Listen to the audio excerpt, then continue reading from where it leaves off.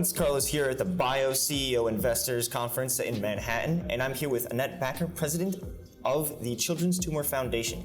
So Annette, what can you tell me about the Children's Tumor Foundation? What is the mission? So the Children's Tumor Foundation is entirely focused on a rare genetic disorder, which is called neurofibromatosis, NF in short. NF is in fact a rare genetic disorder, 1 in 3,000 though, which means that there's 2.5 million people that are suffering from this disorder. And to put it in summary, in fact, what happens in the majority of the patients is that tumors develop on their nerves. And depending on where these tumors develop, these people can either be blind or deaf or have, sometimes because of the size of the tumors, huge mobility problems. They can have brain tumors, they can have excruciating pain. So it's really a condition that cannot be ignored. From a company perspective, there is a huge opportunity because the NF genes, whether it's NF1 or NF2 or the schwannomatosis genes, they are all oncology genes. They are all what they call tumor suppressors, which means that a lot of the more common tumors like lung cancer, brain cancer, breast cancer, melanoma, they all have mutations in these NF genes. So that means that in fact drugs that today are used in the oncology field can be applied to NF, but what I'm hoping is that maybe later drugs that are developed for NF can be applied into the oncology field. So the only caveat here is that our patients need to be chronically administered to these drugs. So that is in fact the problem that we have today with the oncology drugs, that they're just not good enough for our patients. So we need better drugs. So they're almost dependent on these drugs, they can't get off. Exactly. Because if you take them off the drug, the tumor regrows. That is what we're seeing now in our registration trial with selumetinib, which is a MEK inhibitor. What you see is that these tumors grow sometimes very fast. When you put them on the drug, the tumor volume reduces significantly, but then when you put them off the drug, the tumor regrows. So these patients have to be chronically on these drugs. So these drugs have to be good, safe, effective, and tolerable, which oncology drugs are not always having those three characteristics, right, as we know. Of course. So, as you said before, the genes are similar to other cancers. So would a good NF treatment be able to help out other cancers?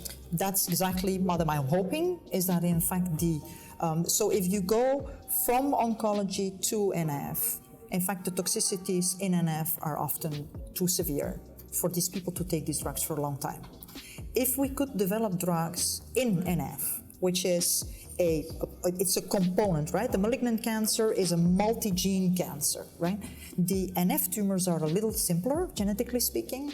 So if we can identify drugs in the NF tumors that really are very effective in the NF tumors, they can be used to also treat malignant cancers, maybe in combination with other drugs. But if I always see the NF tumors maybe as the ones where we can develop drones, and then maybe we can combine them with other drones to really cure malignant cancer so that these people can be put chronically on those treatments. And also in the malignant cancer field, now very often we can't combine treatments because the toxicity is too high of the combination of drugs, right? So every drug comes with a toxicity profile, and the addition of those toxicity profiles makes that people can't take those drugs anymore. So now we just need less toxic drugs we're poisoning our own patients. Exactly. So what we do see though is with what they call the molecularly targeted agents, what we do see is that we get much better treatments, but still the side effects are severe. So can we use the benign tumors, which is a word I hate. I hate the word benign because it looks like NF is not important, where it's really important. But can we use those tumor conditions to develop better treatment for our cancer patients? Now, during your presentation, you mentioned treatments for young children who had some of their tumors shrink in size. Is there any chance in the future that we could have full tumor removal? Or should I say, I don't want to say benign, but can we look to the future to have a much better treatment, more complete treatment for these children? So already the fact that I've never seen it. I've been for 30 years in oncology. I've never seen a drug so potent in patients as this one.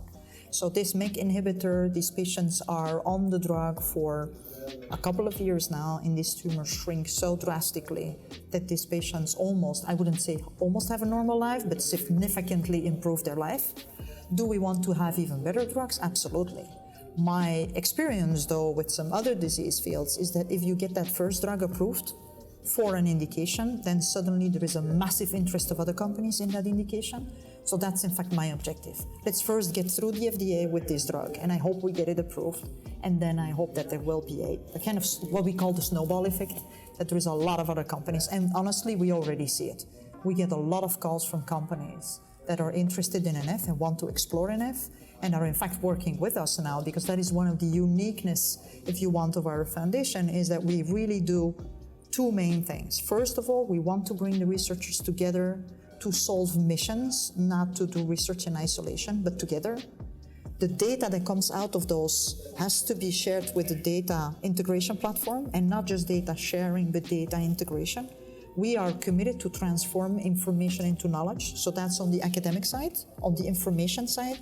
And on the pharma side, we've really developed an NF R&D platform where companies that are interested in NF but don't want to invest in NF massively, or don't want to really get completely caught up in NF, they can come to us, and we have a whole platform set up, from a patient registry to a biobank to a clinic network to a endpoint, to a group that is developing endpoints, to preclinical opportunities. So we've set up a whole platform so that companies can in fact use us as a broker, if you want, to get their drugs faster through their pipelines. That's the whole idea.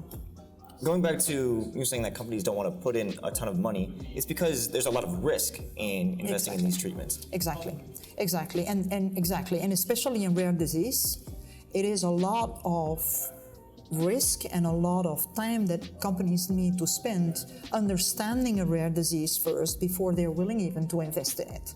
And that phase we want to make easier. So what are the big risks for companies to invest in rare disease? Is one, they don't know the disease well enough, so they need to invest time and money in studying the disease that you can take out, because they can just come talk to us. We can sign a confidentiality agreement and talk to them.